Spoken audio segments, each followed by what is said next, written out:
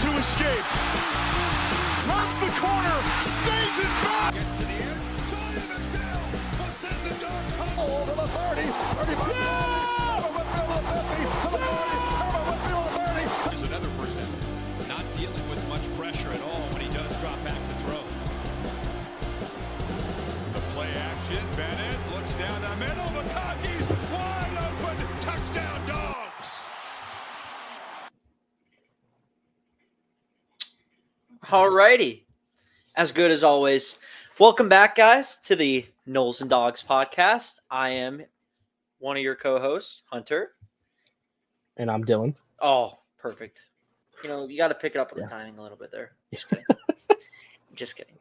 Hope you guys are doing well. We're back. As always, we're here to talk about college sports and some other stuff in between. Got a nice show for you guys today. Nothing too crazy. We got some commitment news, a game location change possibly. What's going on in the ACC? New schedules popped out for the college football playoff next couple of years. We have our dark horse picks for the college football playoff. Also some title picks and 3 questions to end it, as always. As always, guys, actually, before we get started, make sure you're hitting that subscribe button. I've been looking at the analytics, been diving into that, seeing that we are actually up. We are up a couple subscribers. So that's awesome news, guys, from our last 2 episodes. That's great. It means we are moving up in the world. As always, though, but we're trying to get to 50. We're at 40 right now. 10 more, guys. 10 more. Come on. We got this. So hit that subscribe button. Watch the video. Like it. Tell your friends. We're also on Spotify. Find us there. Amazon Music. The whole shebang. But I guess, do you have anything to say, Dylan, before we get started? Nothing. NFL draft just happened. It's been about a week or 2 now, but I feel like we were pretty spot on with Bryce Young, Oh yeah. We didn't waver, and we reaped the benefits. No, we're always spot on here because we're top 10. We're top tier analysts when it comes to this stuff. So, but yeah. My Steelers had a great pick. Great draft, but what can I say? Steelers Super Bowl champs. Okay, preseason champs every year. Whoa, no. Anyway, all right. So we'll get started though with our first topic today, and that is Dylan Raiola, who was a 5-star quarterback. He was in Arizona, I think, Phoenix area. But he was the number 1 overall quarterback in this class. Don't quote me on if he was the number 1 overall recruit in the 2024 class. I can double check for you while you're talking. I think he was definitely number 1 quarterback.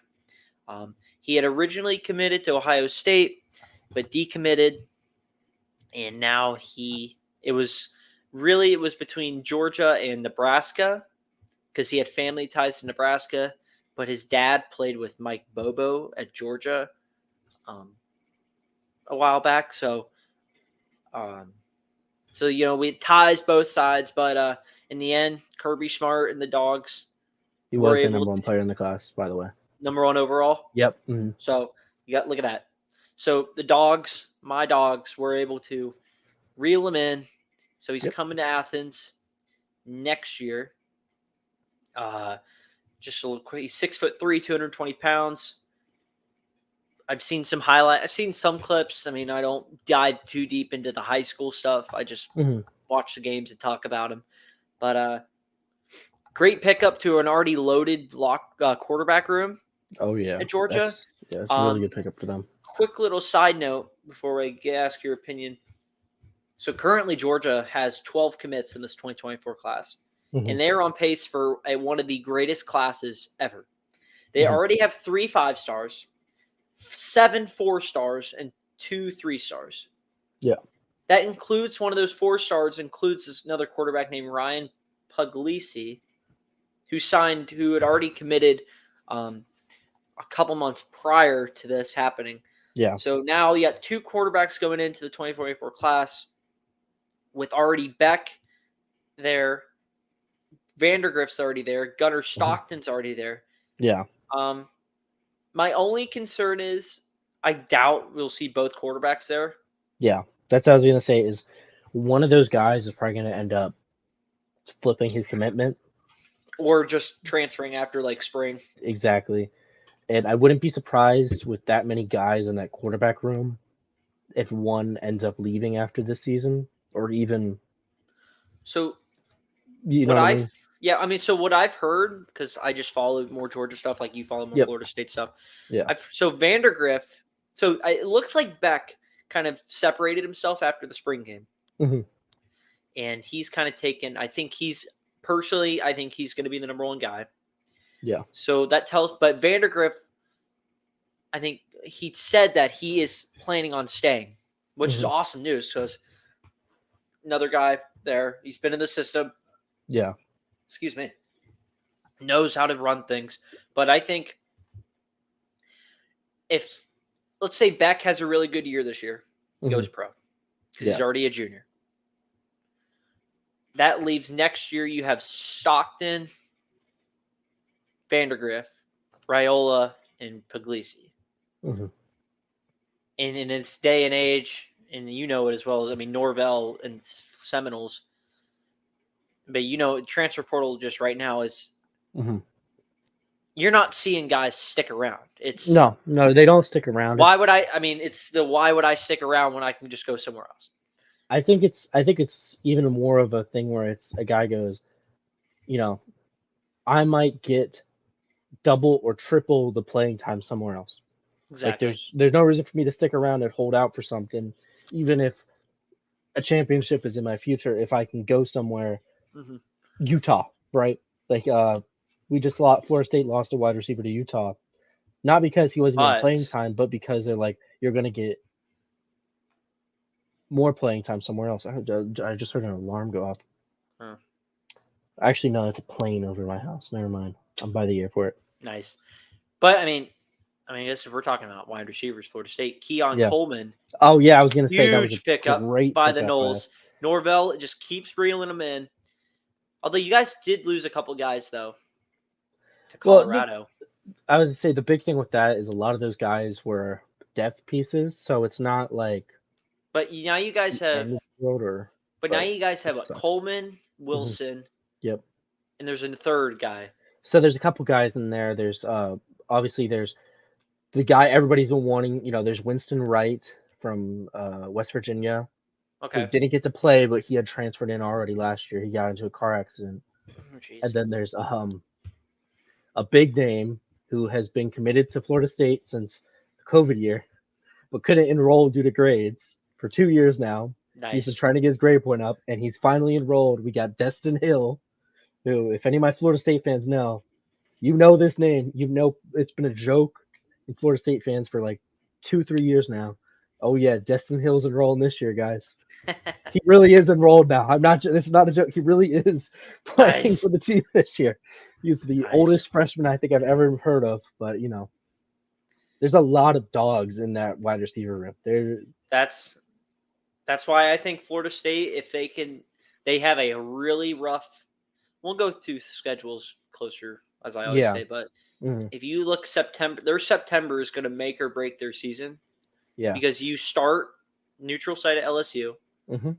Well, and then semi-neutral. It's in Orlando. It's still a neutral site. Kind of. Call it what it is. I mean, Orlando. That's a Knoll town, baby. Yeah, but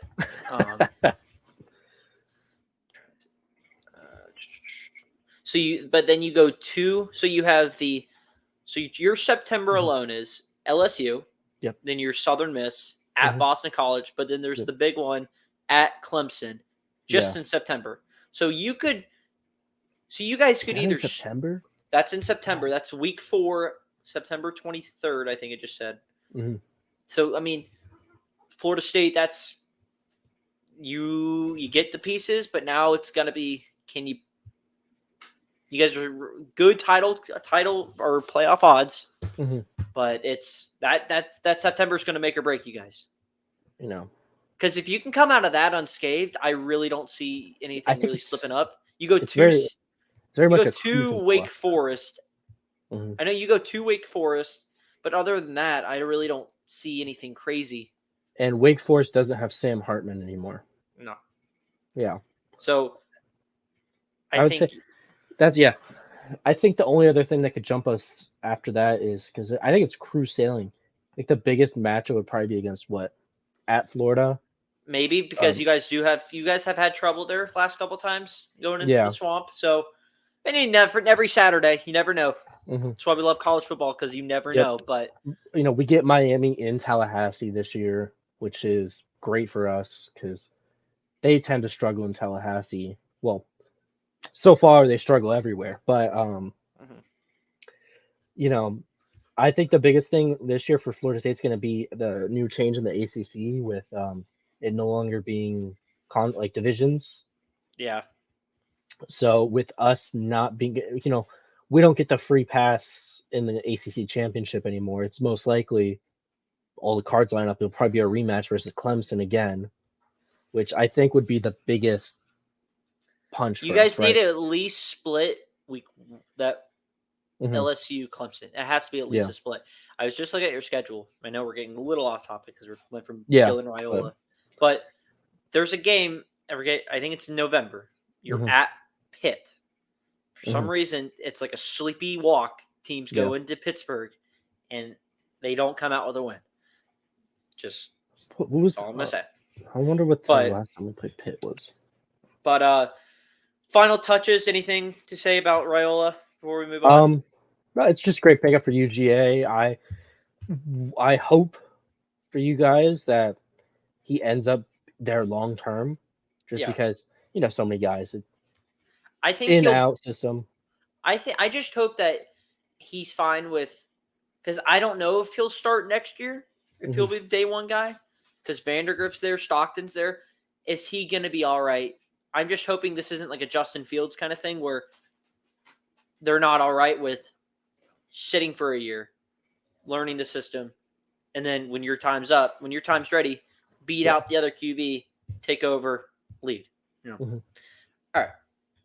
We'll move on to our next topic, which is, speaking of Georgia, so the Georgia and UF game to have a new home?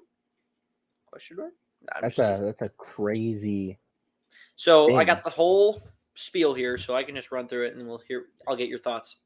So the report came out last week. So according to Dog Nation, renovations to TIAA Bank Field in Jacksonville, Florida, are expected around, the mayor said, around 2027.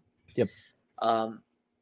Which means, and so that means that the Jaguars are going to have to find a temporary home, which would probably be in Orlando. I want to say Camping World.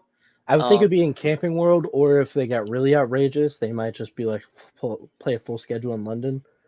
But no, they play 3 games next year in London, or this season. That's so dumb.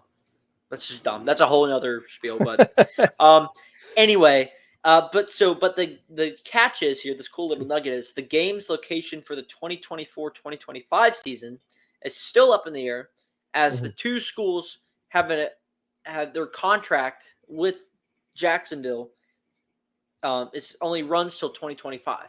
Yeah. But there is a thing in the contract that says whether or not they want to extend it in 2024, but they don't have to play it in 2024.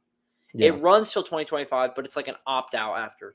So okay, so they can. So the two schools have yet to agree on an extension to keep the game in Jacksonville. They have until June 30th to sign this contract to extend it. Whether or not they want to keep it in Jacksonville, where it's been played since, I think, the 80s, 70s or 80s. They've been there for a long time.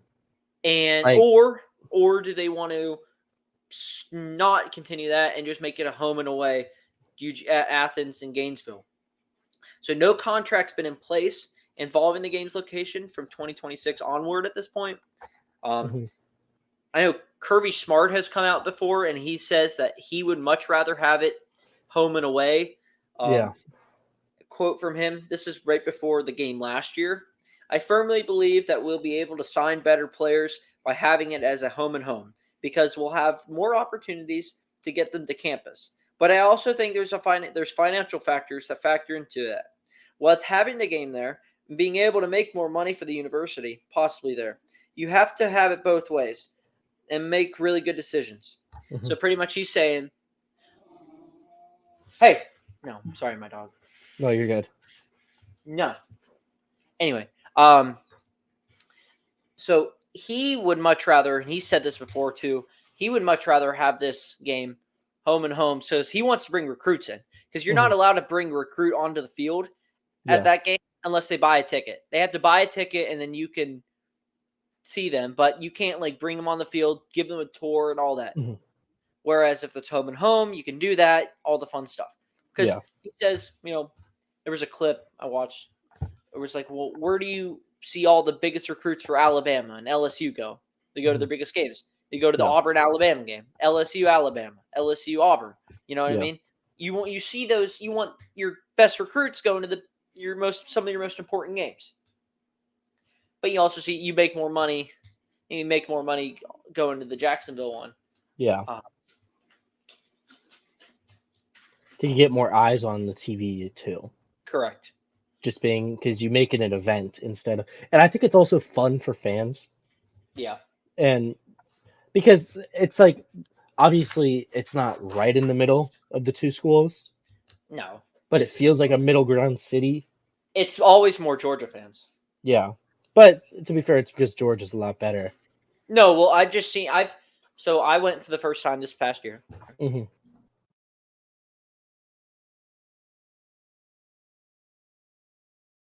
Yeah, you're mute for me right now.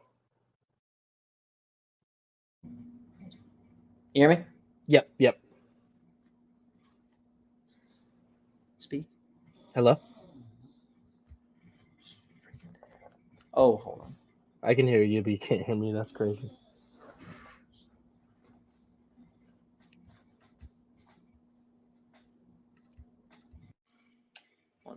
You hear me? Yes. What the hell?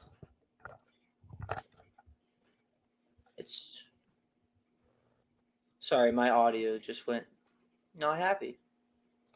No, you're good. No, my headphones. My headphones now just stopped.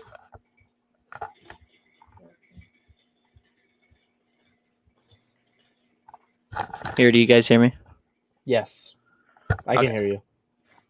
All right. Well, I don't know why my headphones aren't working, but I remember going to talk to people before, the night before, and at some restaurant, and there was a bunch of Georgia fans, and I remember I was talking to this one guy, and they said that it's always Georgia.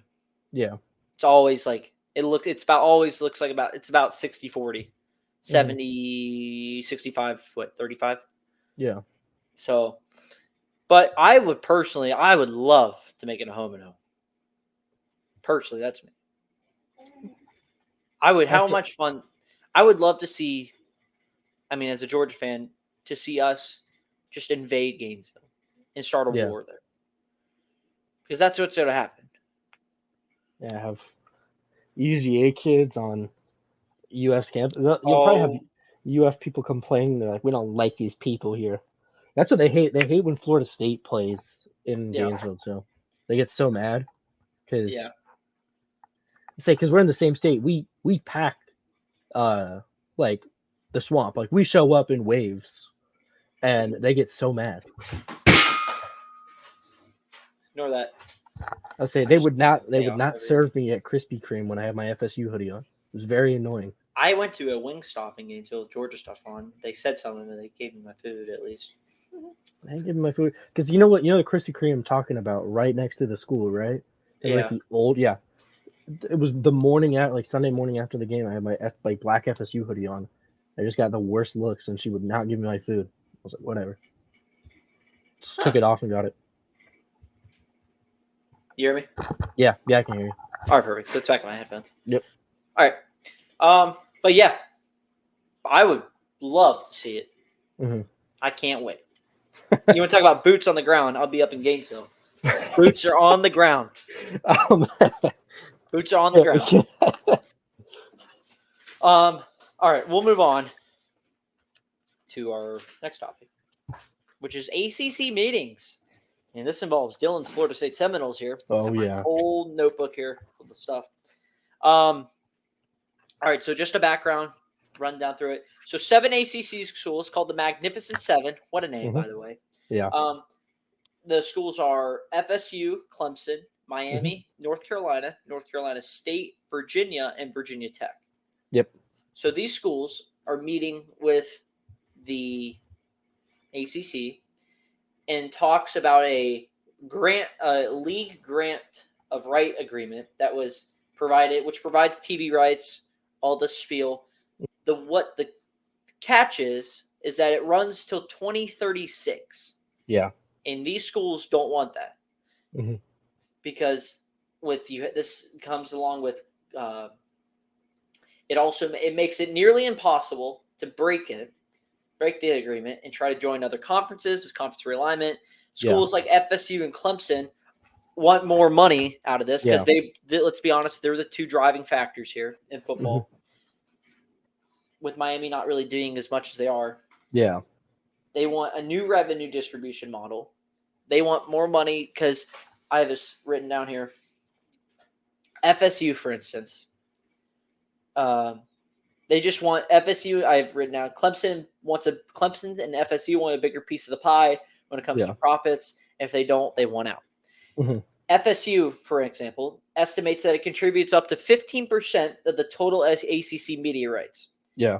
But they only receive 7% of those profits. So they were not happy about that. Right. So you want to make the money you rightfully deserve. So, Dylan, you're more into this because you're ACC. But, I mean, I know there's talks about Florida State possibly joining the SEC. They've considered it. But, I mean, that's a long deal. Yeah. And rightfully so. I mean, why would you ever want to be a part of something that runs till 2036? Do you know how old we'll be when 2036? That's 13 years from now. That's a long damn time. And I think the biggest reason, not only just the money aspect, right? It's the fact that the ACC, more than anything else, does not put football first, right? If you're Florida State and you're Clemson, who are the biggest reasons the conference still has relevance, right? You know what I mean? The only Miami's not, especially in football. Miami hasn't been relevant in football. Virginia Tech and Miami both haven't been relevant since they joined the ACC, really. Yeah. You know, the only team that's made any kind of impact in the conference is Louisville, the year they showed up when Lamar Jackson won the Heisman. Like, outside of those two, like, there isn't that much to talk about. And when you have at least from a football perspective. But that's the thing, is football brings in the most money when it comes to, just university athletics. So for a conference that I think you could just tell the way it's built is its focus is basketball. Like, the way the conference is built, the way the divisions were built, were specifically built with ACC basketball in mind, because before any of this, it was all Duke, UNC, basketball. So I think when you have Florida State and Clemson, they're more or less saying to the other five, they're like, hey, we're in the worst contract ever. Why are we still in this contract? Like, we got to reorganize this, or we want out. And I remember they were talking about at a booster meeting a couple months ago, Florida State's athletic director was talking, Michael Alford, that realistically, if they were to find a way to get a payout, this deal is so bad, it would not even be that expensive to pay it out. No. Like, the deal is so awful that it makes more sense for Florida State or Clemson or whoever to pay out of the deal, get into a new conference, and you'll probably make back that money within 5 years. Well, and I was reading an article about it, and so I saw something that said, like, they need at least half of the teams, so something to break the grant without going to court. I think it was something like that. So I think it was like 8 or 9 teams they need at least. And keep in mind, ACC is the only school right now that hasn't really been affected by conference realignment either. Yeah. But the unfortunate part of that is these conference realignments are also bringing in bigger and better TV deals. Yeah. Deals for these conferences. I mean, take Big Ten, for example. I mean, what was the contract they just signed with freaking NBC and CBS and Fox? I mean, that's talking like billions of dollars. Yeah, I mean, it was it's a massive deal. Mm-hmm. I mean, the SEC is going to be at ESPN and ABC going forward. Pac-12 hasn't even found a home yet. No, but I think when the ACC looks around, well, not the ACC, but the ACC schools that bring in a ton of money, they look around and they go, why are schools in the Big 12 making more money than us? Mm-hmm. They're going, this is awful. Like, this is the worst thing that could happen. Yeah. It's definitely something to keep an eye on going forward because we're already past. They got rid of, like you said, the divisions and stuff too, right? So it just stinks because the ACC's talent-wise football has just never been something people are like, oh, ACC's up there. But it's definitely something to keep an eye on going forward because I feel like some things are going to happen. And what happens if Florida State and Clemson leave? What does the ACC do? It falls apart. It falls apart. So, I would say there's no way it does not fall apart. Yeah, because they're going to scramble and they're going to pick up some other crappy teams, but it's just they're going to end up merging. I feel like you could end up seeing like one of those mergers. Yeah. So, all right, we'll move on though to our next topic. We're just rolling through this right now. Yeah. So this is college football. So the college football playoff 2024 to 2025 schedules have been announced. So this is this is with the 12 teams now. This is the last year we're going to see 4. Yep. Next year we are 12 teams hammering home. So it pretty much is going to go like this. So 2024 first round is going to be on campus. So the quarterfinals. Yeah, because 4 teams get a bye. Yeah. Right? Yeah. So quarterfinals will be there. So they'll be on campus. So Friday, December 20th, there's going to be 1 game. Then Saturday, that next day, there'll be 3 games, which is fine with me. Yeah. And then the quarterfinals. Oh, so the quarterfinals, I guess, is Tuesday, December 31st. That's the Fiesta Bowl that day. Yeah. And then Wednesday, January 1st, is the Peach Bowl, Rose Bowl, and Sugar Bowl. And the semis are Thursday, January 9th, Friday, January 10th, Orange Bowl, Cotton Bowl. The Orange Bowl's Thursday, Cotton Bowl's Friday. And then the National Championship is January 20th, 2025. It's in Mercedes-Benz Stadium. And then in 2025, so the first round is on campus, like I just said. December 19th is 1 game. December 20th is 3 games. The quarterfinals, that Wednesday and Thursday, December 31st, New Year's Eve and New Year's Day. Cotton Bowls on New Year's Eve. New Year's Day, you have the Orange, Rose, and Sugar Bowl. Yeah. Then the semis are going to be January 8th and 9th. They're going to be the Fiesta Bowl and the Peach Bowl. And then the national title game will be January 19th, that Monday, at Hard Rock Stadium.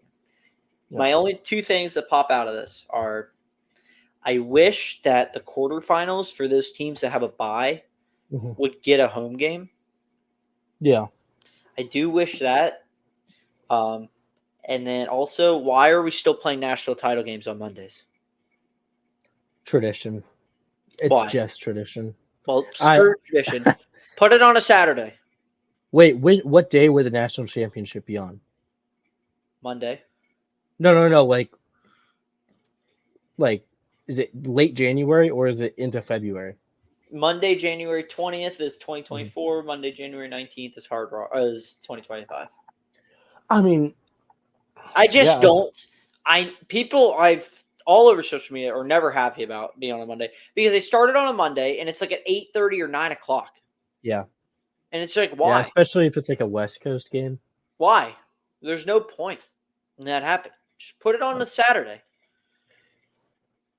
You know what I mean? Yeah. So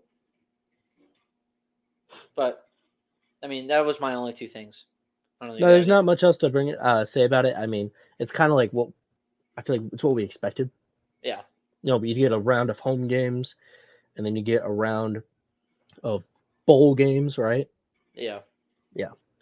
But I mean, I like it. I feel like it'll be fun. I mean, I was not the biggest person to want to move to 12 teams personally, but now that we're kind of here, I'm like, let's make the best of it. Florida State will make the playoff plenty of times. It'll just be curious now to see interesting to see now if I don't know if they'll ever. I can't see them going to a point where they expand out of 12. No way. It just Only because you would have to start reducing the season down to like 8 games. Yeah, and I feel like once you're at 12 games, right, or 12 teams, right, like your teams are not getting snubbed. No, Nobody's getting snubbed. You're gonna have more conversations about undeserving teams making the playoffs. Because you're gonna have teams now possibly 2, 3 losses maybe trying to get in. Mhm. So, yeah. Yeah, no, it's good. It's fine now. It's fine. All right, perfect. All right, so we'll move on. Mhm. Quick little nugget. Actually, I wrote this down as a little star. EA announced that their college football is officially back on next summer, 2024, and FBS players are now going to be able to have their name, image, and likeness in the game. Yep. We're here. We're back. We got delayed a year, but we're back. We're good. We got this. Huge news right there. The best news you could get. All right. Perfect. All right. So we'll move on. So this is kind of like our game edition. This will lead us right into 3 questions. But college football dark horse picks and natty title pick odds presented by Barstool's in the background, so we'll go Barstool. Barstool. If they want to shout out Barstool. They're right there. Barstool. Shout out Barstool. That is not a sponsor. Nobody come after us unless they want to. I'm happy to do business with you. We're not against that. We would love to put a nice Barstool symbol right in the corner here.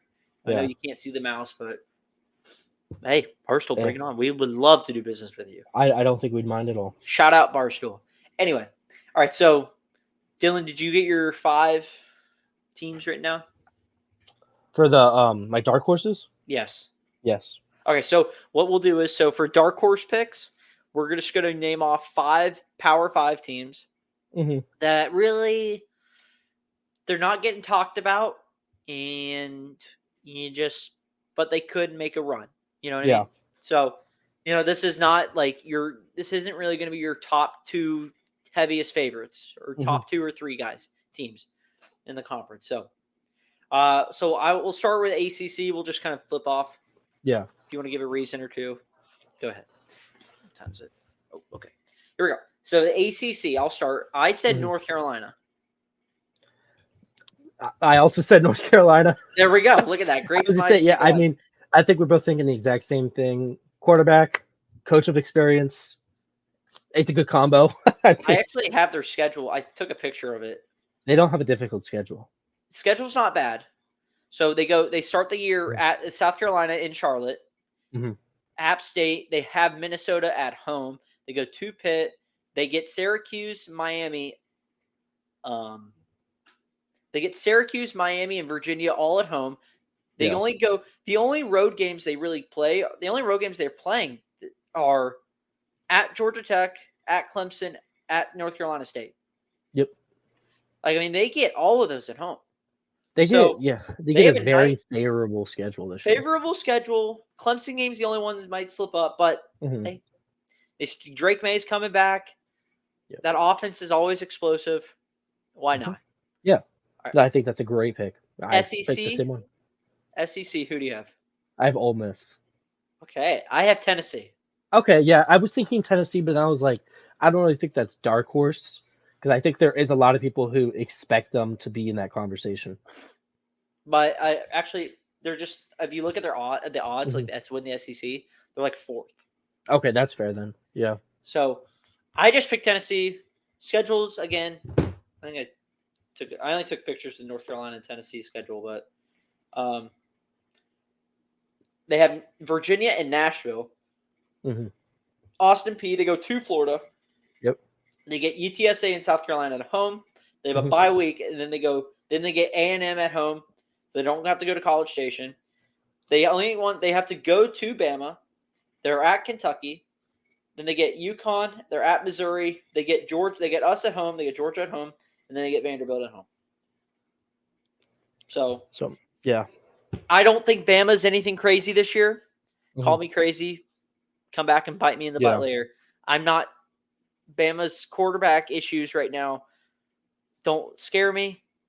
Mhm. I don't even think they're going to win the West. So why not Tennessee? Why Ole Miss though? Let's hear this. So I said Ole Miss because for the most part, they got a really favorable schedule this year. I don't know if you've looked at it, but their only away games that are really going to be difficult are Tulane, Alabama, and Auburn. Okay. Those are their only away games of any value. I mean, the only other one that would be a mix-up is Mississippi State, who's going to have a brand new head coach, and obviously that's a big rivalry. But I would lean Ole Miss still, unless something crazy happened. But they play Mercer, Tulane, Georgia Tech, Alabama. They get LSU at home, Arkansas at home, Vanderbilt at home, Texas A&M at home. They go to Georgia. I didn't even see that. Oh yeah, It was kind of they're gonna low. get, they're gonna They're get probably going to get rolled there. But they got kind of a pretty favorable schedule this year. They They don't just have to gotta win go. some. They gotta win some big games, and Yeah, but they so don't have to go to Death Valley this year. They don't have to go up to Arkansas when it's cold yeah. again. You know what I mean? Like they don't have to go to College Station. All right. Big Ten. Big Ten. You go first. I have Wisconsin. I had Penn State.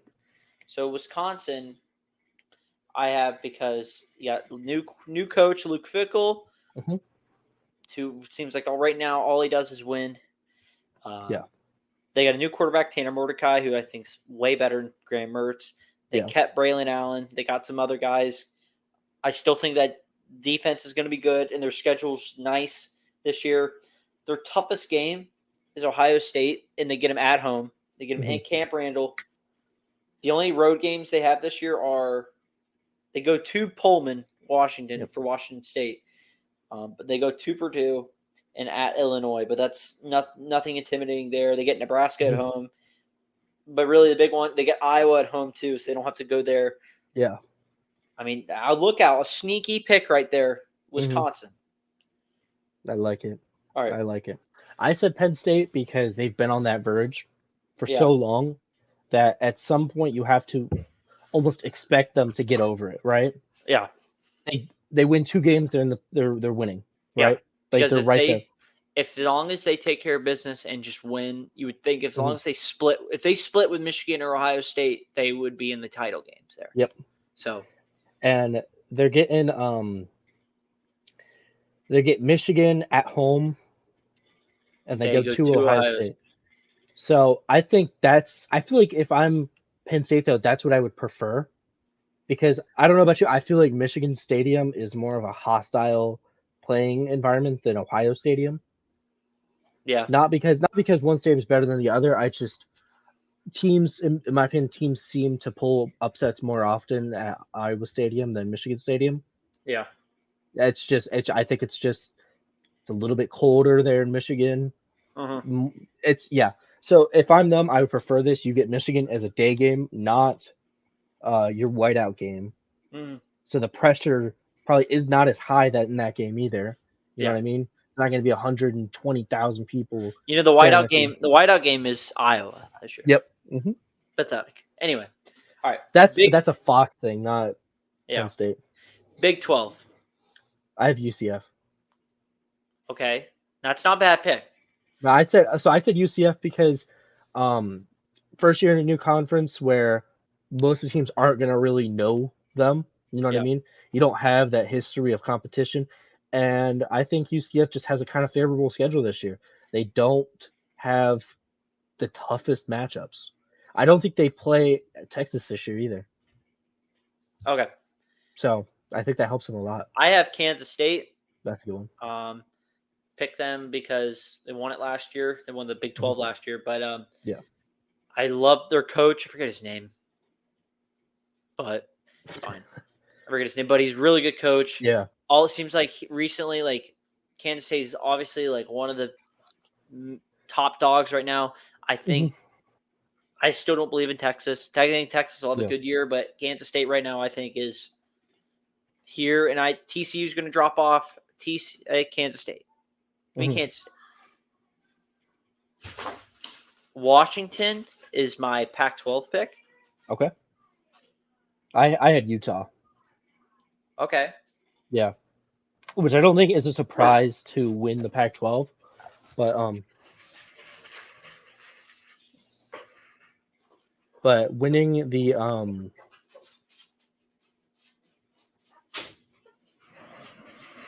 Keep talking. I was gonna say I don't think it's a surprise of them winning the Pac-12, but more of a actually getting to the playoff, right?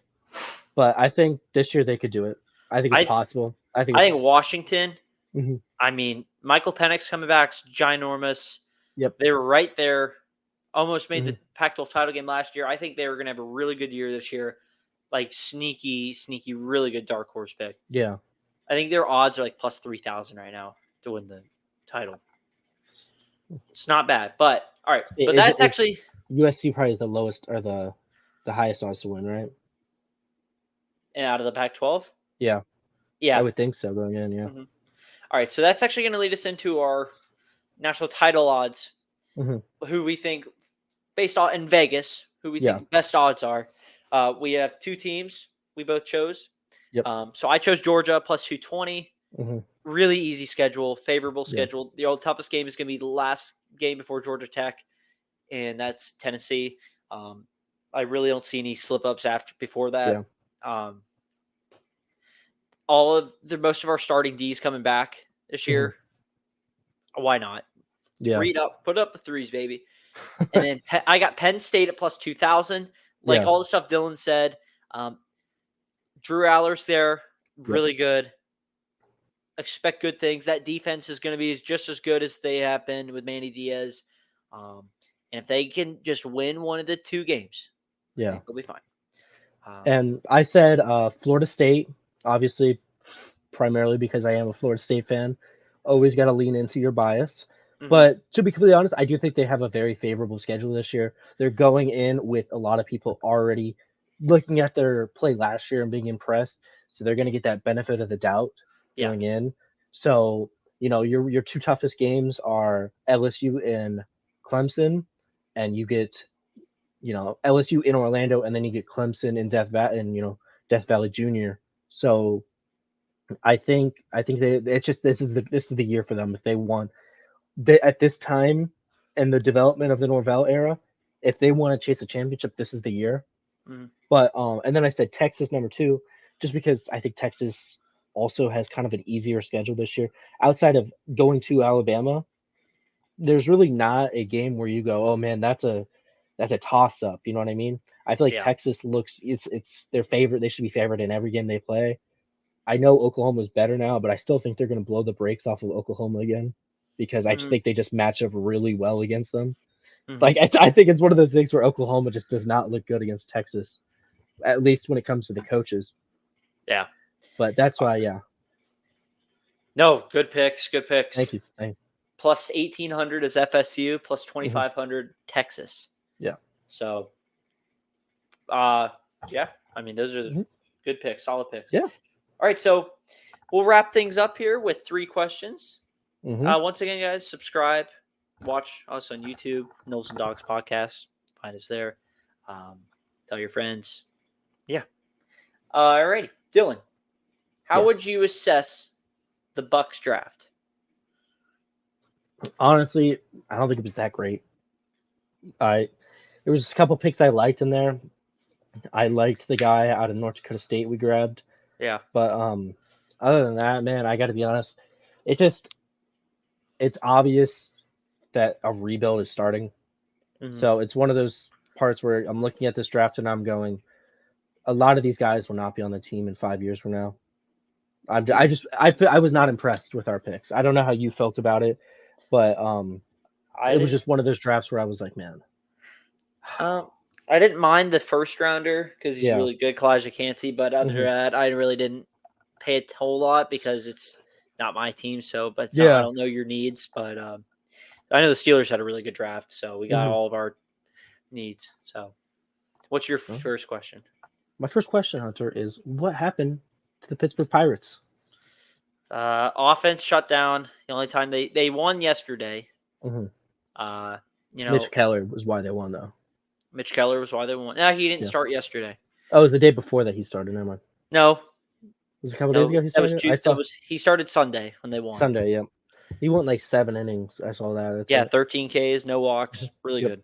Mitch Keller's been really good. Offense is shut down. We start players in our lineup that can't hit, and we think that they'll just suddenly start hitting. Yeah.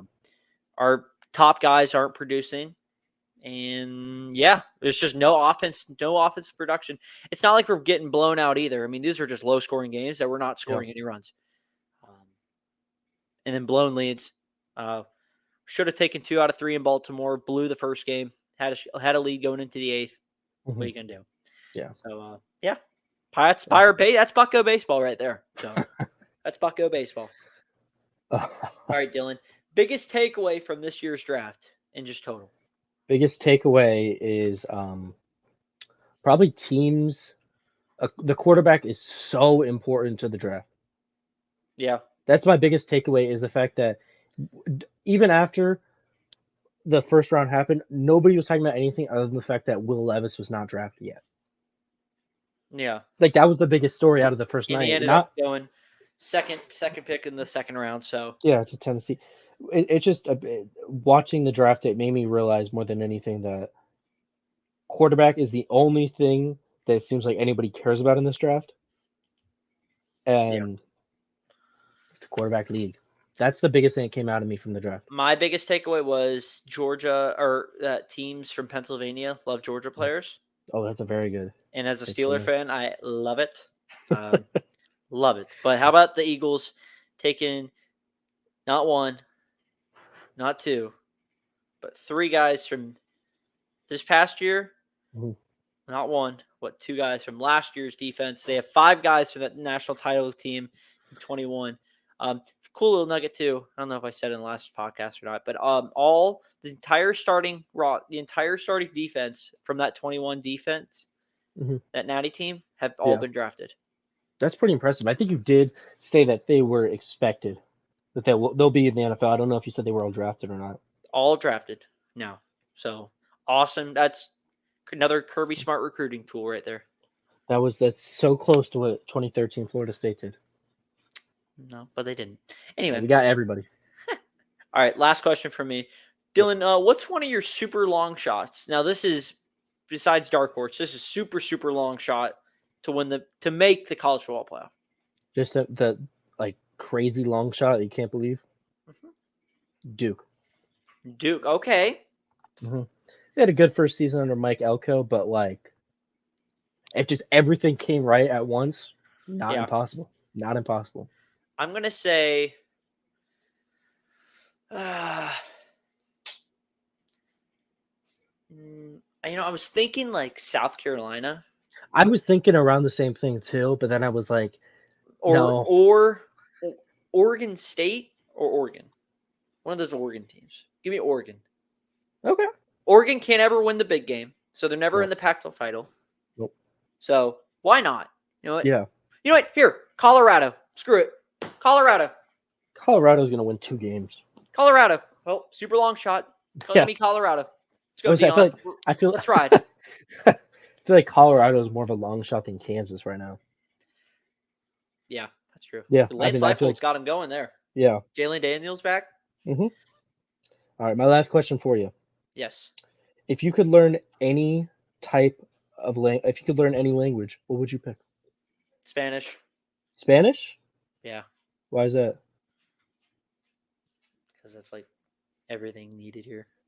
Spanish or French. French becomes it's just like a customer service thing. It's I get asked all the time, so I might as well, right? Yeah. I'd learn something fun, man. I'd learn Afrikaans. Give me something exotic. How many people who know Afrikaans? Not many. Exactly. If any. Yeah. What a way to end the podcast right there. Oh yeah, Afrikaans. Nice. Afrikaans. Nice. All Jeez. right. What I know. what are we doing? I love it. I love it. That's Knowles and Dogs podcast right there, folks. Yes, sir. So as we wrap it up and Dylan collects himself after that awesome comment, Oh yeah. make sure you guys are subscribing, hitting that like button, watching us on YouTube, sharing us, I don't know, just getting us out there. Yeah. You guys are doing a good job. Like I said, like subscribers are up recently, which is awesome because it means you guys are watching, subscribing, liking our Telling your stuff. friends about it. We love it. Yeah, awesome stuff. So we'll keep going. We're gonna keep grinding stuff out for you guys, and we're 100 days away now from kickoff. So It's coming awesome. up. It's coming up like crazy, and which means we're gonna get going closer to summer again. We might start soon going through like rankings and stuff like that. So, but yeah, other than that, I got nothing. Dylan, do you have anything? Nope, just excited. Excited, perfect, great word right there. All right, so Awesome. we'll catch you guys on the flip. Yep. Peace out. See you guys.